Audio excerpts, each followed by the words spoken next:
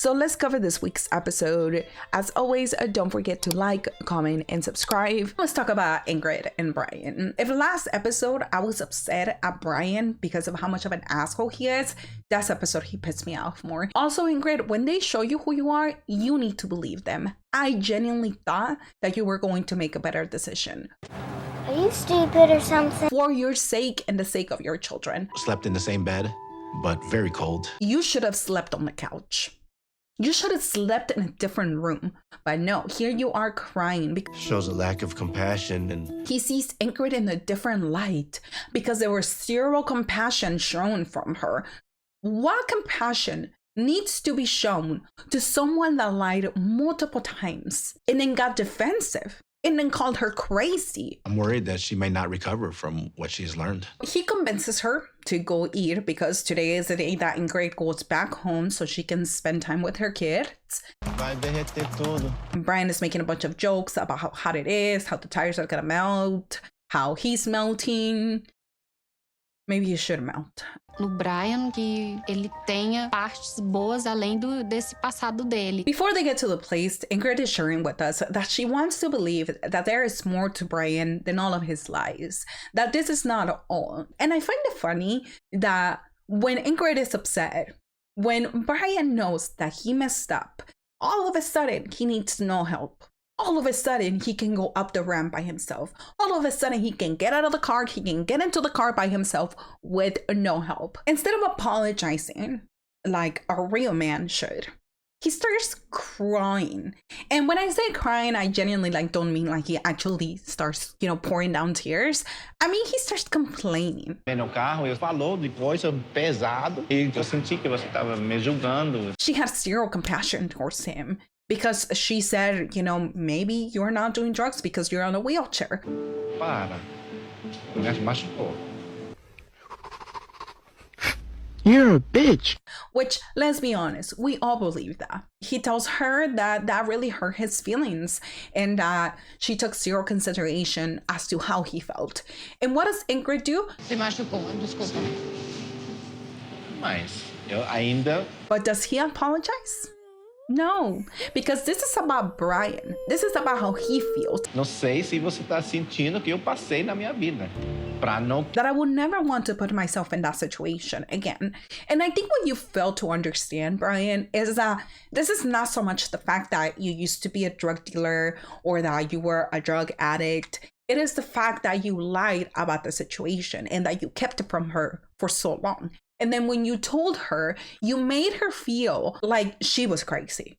Like you had already had this conversation with her. E talvez você encontre seu filho, converse mais com você, coisa mais tranquilo, nada pesado, mas... No, no, no, no, hell no. You really think that's a good idea? And fortunately, Ingrid says no. It is way too early. I still need time to think about this. And I want to make sure that I'm making the right decision. I'm a little disappointed in the fact that I won't be meeting her son. And of course, in Brian's fashion, he's disappointed that he's not going to be meeting Ingrid's son today because she doesn't feel comfortable with the idea.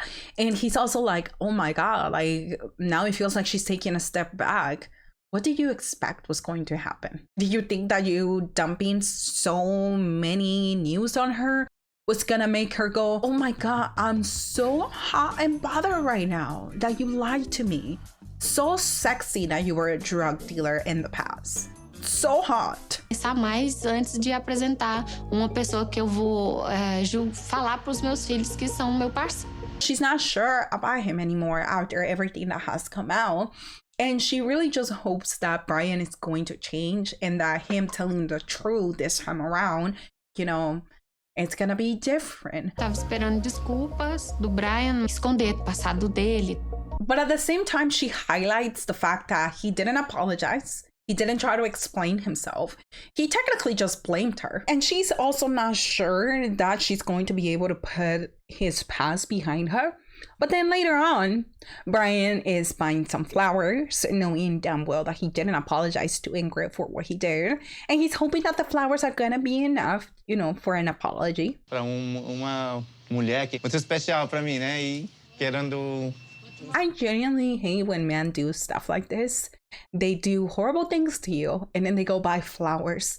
Like flowers are going to fix everything. Being apart from Ingrid because I really don't know what she's thinking. Because he's not with her anymore, so he can't keep track of what she's doing. And even though she told him, hey, I'm not ready for you to meet my son today, here's what I'm gonna do. I'm gonna buy her some flowers. I'm gonna buy some toys for her kid. I'm gonna show up at her house without telling her that I'm gonna be there. This could have been a really bad idea. He calls Ingrid, and Ingrid comes out. He gives her the flowers. E eu tenho uma coisa aqui para seu filho, se aceita também para ele. Latino people are incredibly welcoming. We are welcoming to people. If someone comes to my house that is part of my family or someone that, you know, is my friend, and they're like, hey, I brought you this, you bet your ass I'm gonna let them in. I'm gonna let them have a cup of water. I'm gonna offer them a meal. I'm gonna have a conversation with them. So Brian is taking advantage of that. I bought some gifts for your kids. If you accept them, of course she's gonna take the gifts. And you know why she's gonna take them? Because she's not a piece of shit like you are. Eu ainda me disponibilizo, sim, a apresentar. I thought, against my better judgment, that Ingrid was going to be like, sure, I'll take the gifts. I'll give them to my kids, but you're not coming inside. And Brian, all of a sudden, is able to do everything. You guys know how he had said that Ingrid's home is not built for someone that is on a wheelchair, but right now he's like, oh. Eu passo pouco aqui para pegar uma força. Pra pegar uma força? Corre. Para correr. It doesn't matter that there's a bunch of rocks and that there's a bunch of bumps on the ground. Ingrid is also saying that she believes in redemption, and that is one of the reasons why she's going to allow Brian to meet Arthur, which, again, I already said it, I think is a horrible idea, and we also need to hold Ingrid accountable to making stupid decisions like this ones. While I understand that she maybe felt pressure to let him come inside the house and hand the gifts to her kid, she didn't have to do that. Fala pro tio. Nada. Obrigada, tio. Nada. Now that Brian has made his way into Ingrid's home and has met her child Arthur, you know, he's happy now. He's happy that he was able to do this. There's a possibility that this could be it. This could be my family. It's just so stupid. Why will you allow this man into your house? But again, I also feel like Brian pushed his way into the house and didn't really give Ingrid any other options other than that. Ele tem jeito com criança e eu fico feliz em ver isso. Ingrid notices that Brian has a way with kids.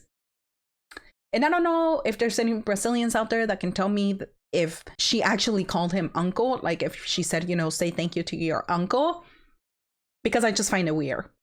Why are you calling him uncle? He's just a man. Eu acho legal da parte dele, tipo assim, dele ser legal assim com os meus filhos. And Ingrid says that she wishes this was what she was seeing more of. You know, the nice Brian, the Brian that has a good connection with her, that likes her child, that cares for him.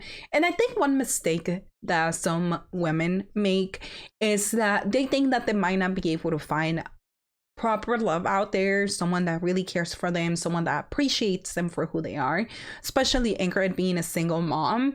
I feel like she feels like her options are 0 to none, and she's settling for this guy right here. Eu tô achando, a gente tem caminho longo pra seguir, né? Of course, Brian got what he wanted, and now it's Ingrid's turn to really understand if this is what she wants for her life and if this is what she wants for her child, which I hope is not the case. But again, these two are adults. Ingrid is a grown-up woman, and if she's going to make this decision for her kids, where she's going to allow someone like Brian into her life, then I question her judgment. I just don't understand why you want someone like him around your children. That's what we get for those two. But it turns out that on the preview, we get a moment of Brian saying, Também minha história não é só. Ele é o traficante. so if this was not the last straw for Ingrid, I hope that the next thing that Brian tells her is the last straw for her. But let me know what you guys think about Brian and Ingrid. And now we are going to talk about Matilda and Niles. While I was a little too hard comparing her to Angela, I still don't trust Matilda. Even after this episode, I don't trust her even more than I did last episode. We're gonna talk about Niles first because he's getting ready to go to Ghana. As he's getting all his stuff ready, one of the things that he has is a gift for her. It's a necklace. It's not much, but it's what I can do right this instant. The producer asked him if, he got her a ring, and he's like, no. I did get some people saying that the fact that he proposed to her, that should be enough for them to get married. And just because you're engaged to someone, it doesn't mean the wedding needs to happen so quickly. The truth is, I would really like to get to know her better. Niles knows that he needs to tell Matilda they are not getting married on the strip. And the worst part is that he already has her planning the wedding. I haven't been as straightforward with Matilda as I need to be about the wedding that she's already planning.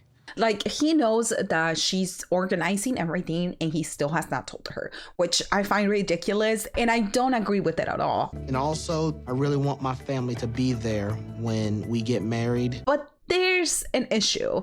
They don't approve of this wedding. They don't approve of him having a relationship with Matilda. In last episode, even though I didn't mention, I was wondering, where was his support system? Where is his family? Where are the people that are supposed to be there for him, telling him, hey, maybe you shouldn't be making this decision? Well, his family doesn't agree with this. Me being talked into something that I may not be able to get myself out of. I think it's going to be very difficult for me not to feel like Matilda's taking advantage of him simply because of some things that she has said and based on some of the previews that we have seen. And if I came back home a married man, they would probably have a hard time accepting that. And of course, if Niles comes back married to Matilda, I think it's going to prove his family's point. There comes a point where you have to let the love take a back. Point where they just, step back and let him make those decisions. Even if those decisions hurt him, even if they're wrong, they should still allow him to do so. And while I agree with Niles when it comes to that, just because they allow you to make those decisions, it doesn't mean that they have to sit and watch those decisions. If my kids were in that position and if they wanted to go ahead and make stupid decisions, go ahead. Be my guest. Make those decisions. But it does not mean that I support them. The producers asked him a dumbass question, in my opinion, because they're like, does it hurt you that they're not fully on board? Of course it hurts him. What do you think?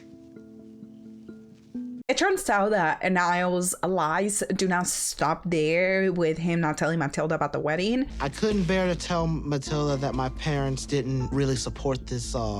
Niles is a liar. We're not going to pretend like he isn't a liar. I'm all over the place right now, to be honest with you. There's so many feelings. He's on his way to the airport. When he arrives there, he says that this is actually the first time that he's at an airport by himself because usually his family is around him. But he's like, it's time to make those decisions. It's time to take the leap. But time for me to start, pursuing my destiny, whatever that is. And I don't know if I was making decisions for the first time, I don't think going all the way to Ghana to marry someone will be my first pick. But I guess it is Niles. What is she gonna think of me? What is she gonna think about my mannerisms? Am I gonna smell funny? Is it gonna be too much for her? And another thing that I wanted to highlight is when Niles says things like this, like for example, this part. I never thought love was something that could happen to me.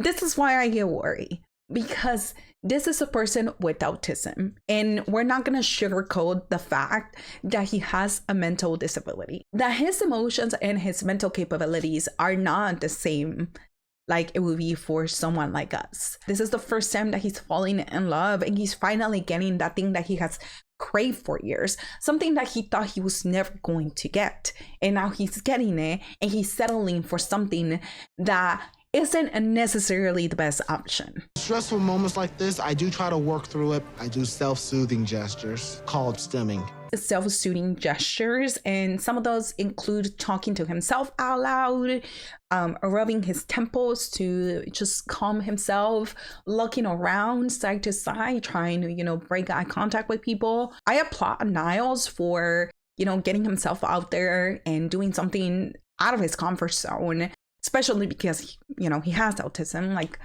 it's something out of the ordinary. And as he says, he likes repetition and he wants to make sure that his days are predictable.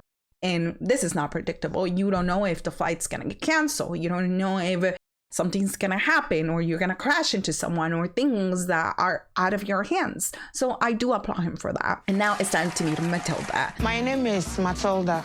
I'm 23 years of age. I'm from FIANCÉ, Ghana. She says that when she was little, she wanted to be a soldier. And she says that unfortunately, her father passed away a couple months ago. He was a carpenter and her mom sells bananas. Right now, I don't have a good job. So I help my mom at the market. Her dad is gone and she says that right now business is extremely hard. So sometimes they're barely able to make any money. I want to move from FIANCÉ to US to start my future life there. Matilda says that this is actually finally gonna happen because she's getting ready to meet her amazing boyfriend, well, technically fiance, Hello. Niles, during this trip. He's a sweet guy, very sensitive, and he always makes me laugh. When she's making some bananas, one of her friends asked her what made her fall in love with Niles, and she says that she can relate to him. The way that he treats her, the way that they can relate to each other, that made her fall in love with him. And also, let's not forget the fact that he sends her money. I don't know how long he has been sending her money for. We already see that Niles is having a hard time even gathering up money for this trip. He's working 2 jobs and, you know, he's also sending money to Matilda. And I understand that Matilda is in a difficult situation where, you know, she can barely make any money. She has to be technically the head of the household and provide for her family. Now, oh baby, know what to say. Like what to say. She starts describing him to them. And this is the times where I see Matilda and I go, wow, she really likes Niles. You know, like she really finds him attractive. She likes him. She would love to be with him. Now she'll be able to chocolate. So why? When she tells him that he has autism, they're like, oh, does that mean that like he's crippled or something? Does that mean that like he's not capable of doing a lot of things? A lot of people in Ghana doesn't understand autism. There's a misconception that people with autism are on the nonverbal side and that they aren't able to do the things that other regular people do. But that's not the case with Niles. He is different. And become overwhelmed easily. Now, she is back home at this point and she's talking to her mom. She also starts telling us how difficult it is to afford a life in Ghana. Into capital city of Accra, and that's 6 hours away by bus. And they're gonna stay there for a bit, but she's also bringing her brother along with her. And here's where some of the red flags start coming up. It seems like the moment that they get back from Accra, they're going to have the wedding. So she has already told her mom, you know, you need to get everything ready. You need to get the food. You need to get the rentals. You need to call my uncle. You need to talk to him. When Niles and I together, I think my life would change. She's also talking about the bride price. You know, Niles has to pay for her. He's going to be getting a list of things that he has to buy, like clothes, a suitcase, shoes, sandals, earrings, all these things, and then a lump sum of money. I understand that this is a tradition, but what worries me here is that this is not a typical relationship. This is not a disability like the one that Rayne has, where he did it to himself. And I'm a little bit afraid that Niles will be overwhelmed. What I feel is happening with this situation is that Niles did not give Matilda the green light to start the wedding preparations. Matilda started the wedding preparations and then Niles was like, oh, how am I gonna tell her that I'm not ready yet? And now he has not been able to tell her anything because, you know, he keeps lying. And of course, she is not sure that Niles is going to be okay with all of this because she also feels like he might be overwhelmed with all the things that need to happen before he goes back home. Because, yeah, I don't know. Let me know what you guys think about the situation. Like I said at the beginning of their segment, I know that comparing her to Angela was a little bit extreme and I do apologize for that. That's going to be all for Matilda and Niles. I would love to hear your thoughts down in the comments. I'll welcome you guys to disagree with me. This is an open space for you to have conversations with me and with other people. You know, I gave you my thoughts and now I can't wait to hear yours. And let's move on to the next couple. Now it's time to cover CHIDI and Chicken Girl. So last time we remember that CHIDI told Rayne about them not having sex till marriage and Rayne wasn't too happy. And since then, she seems a little distant.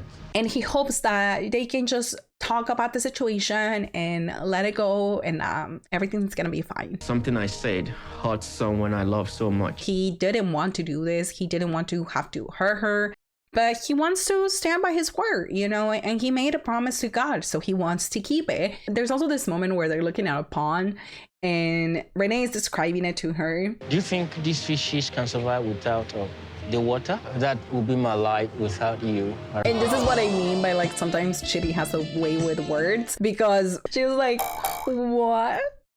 I love you, Chidi. Like, she was so happy to hear that. And I think it just reassured her more that, you know, he cares about her and he loves her. Even though she would love to be intimate with him, she understands. And she even says it on her confessional that even though she's not too happy about the situation, she still gets it and she's okay with it. But despite how misguided Chidi is by his faith, I still love him. I can't help it. And when she's having a conversation with him, she also tells him, hey, like, she's like, you know, I'm sorry that I got so upset at the market, but I wanted, like, the physical attention and just to be alone with you. And you know, that's fine, Rayne. That's okay. But the problem was the way that you react to things and the way that you get so upset over little small problems that could be fixed with the conversation. I am surprised that Rayne apologized for getting angry. There is one thing that Chidi says when he starts telling us that he's surprised that Rayne apologized. And this is the first time that she apologizes. So it goes to question if the only reason that Rayne apologized to Chidi is because there were cameras around him. I can remember vividly how we talked so much about sex in our various chats, and Chidi, while talking to her, then reminds her that, you know, maybe it was also his fault because there were many times where they had conversations about sex. And he's like, you know, like, I get your reaction. I understand where you were coming from. Are you ashamed of even flirting with me and loving me in that way? Are you ashamed? And he's like, no, because it is in humans' nature to change. So no, I'm not ashamed of myself. But Rayne also takes this time to remind him that she will like more affection. And Chidi tells her that he is going to try his best to be more affectionate towards her. But then on her confessional, Rayne says this. Him telling me that he's gonna start touching me more and rubbing, like cuddling, that's all I want.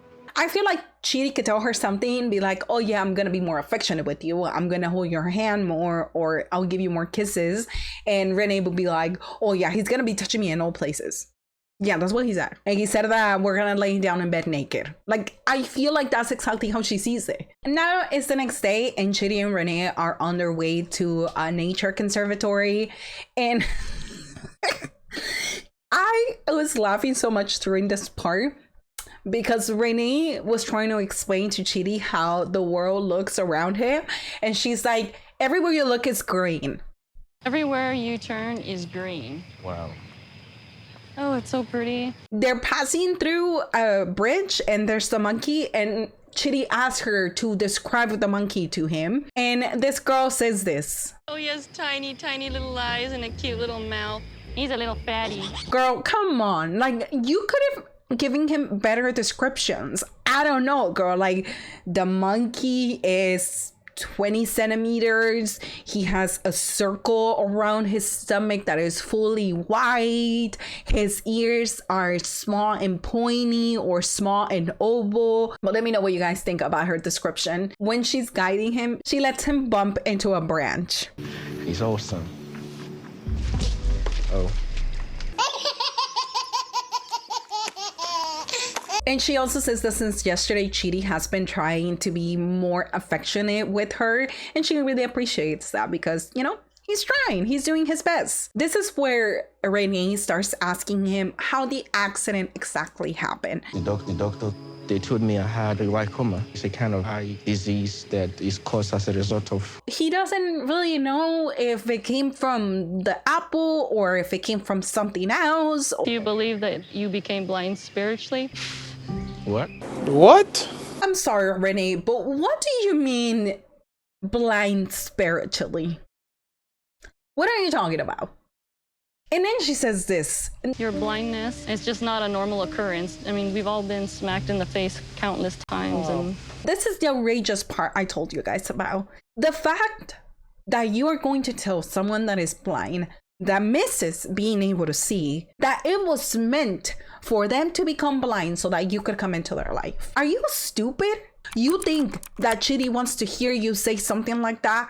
You think that CHIDI is sitting there going, I am so thankful I am blind because I got to meet you. Seeing is a blessing. Just think to yourself, what would you do if tomorrow you weren't able to see? Like, oh my God, I don't have to be so self-conscious anymore. Let's not forget that you can also be ugly on the inside, Rayne. He can still see your ugly demons hiding inside of your heart. She says bizarre and weird things like my blindness is for a purpose. And CHIDI is thinking, you know, like, this is one of the reasons why I fell in love with her, because she doesn't see my blindness as an impairment or something that she can't get through. She loves the fact that I'm blind because, you know, I can't see her. He didn't say that, but. And then on the next episode, it looks like CHIDI's sister is actually freaking mad at Rayne and staring at her like she's going to kill her. And I wouldn't be surprised if CHIDI went back and told his sister, hey, Rayne said this. How do you feel about this?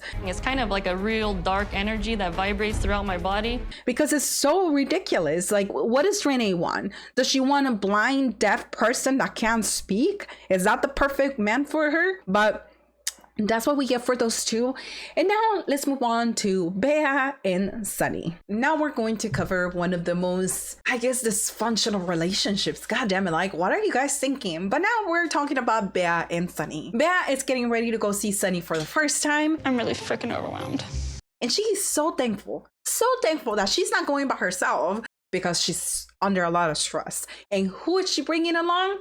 As you guys already know, her ex-boyfriend. Sometimes I wanted to tell myself, like, I kind of understand what she's doing now. Like, I kind of get it. But at the same time, I just don't understand why she's taking him on the trip. Like, yesterday, me and my husband were talking about this. And he's like, if we ever broke up in a civil way and we just went different ways, will you bring me to meet your future partner? And I was like, maybe a dinner so you can see them and you can tell me what you think about them.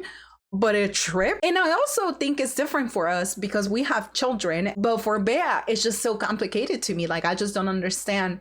Wow, I feel like, yeah, maybe she wants his opinion. He's not super happy about me being friends with my ex, and it's definitely caused fights between us. Why is she bringing him along? And I think one of the other red flags that I see with Rory is that he has already made up his mind about Sunny. He doesn't have anything nice to say about him. And sometimes when he's talking about things not going Bea's way, or Sunny being upset at something, he's like, he's gonna have to control himself. So at that point, I'm gonna have to step in. Gonna have to just get over it. And when they're going to the airport, Rory is asking her, like, do you already know what we're going to do? And at first, she has a plan. I was thinking that you could go to your hotel. I could, Sunny's gonna pick me up and I could go with Sunny. Once they get off the plane and start walking to Sunny, she is clueless. Rory, come this way. Come over here more. We're fine. Are you sure? Because I can literally see out. She's like, I don't know what to do.